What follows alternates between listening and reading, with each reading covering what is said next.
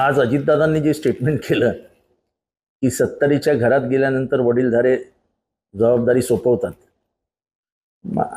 मला असं टी व्हीवरनं म्हणजे बाईट घेणाऱ्यांनी वगैरे सांगितलं की ते पवार साहेबांना बोलले.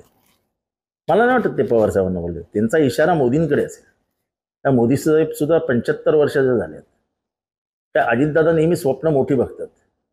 त्यामुळे 70च्या पुढे गेलेला माणूस जबाबदारी सोपवतो म्हणजे कदाचित पंतप्रधान पदाची जबाबदारी आपल्याकडे यावी अशी त्यांची इच्छा असेल. कारण का आता त्यांचे वडीलधारी हे मोदी साहेबच आहेत.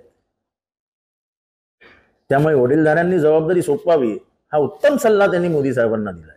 तो मोदी साहेब अंमलात आणतात का बघूया. या पद्धतीने पवार साहेब काम करतायत ते 40च्या माणसाला पण लाजवतील. त्यामुळे हा सल्ला नेमका कोणाला आहे, मोदी साहेबांना आहे की कोणाला आहे?